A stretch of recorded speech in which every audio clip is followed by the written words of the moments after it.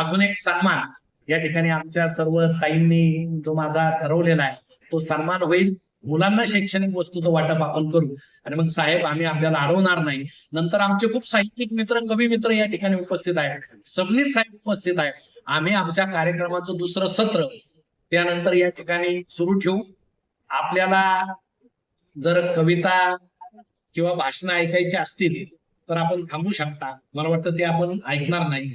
परंतु नंतर जेवणाची सोय केलेली आहे. अनेक जण म्हटले की कार्यक्रम ठेव, कारण आम्हाला तुझ्याकडून जेवायचंय, तू आयुष्यभर जिल्ह्याचं खाल्लं, आता एकदा तू सांग. पण ती सुद्धा संधी तुम्हाला या ठिकाणी मिळणार नाही, कारण जेवण जरी असलं तरी आजचं जेवण माझे हितचिंतक सन्माननीय विखे साहेब यांनी दिलेलं आहे. त्याबद्दल मी त्यांचे आभार मानतो आणि त्यांनी देण्यामागचे अनेक कारण असतील. यापुढे मला खाल्ल्या मिठाबाई जागावं लागेल,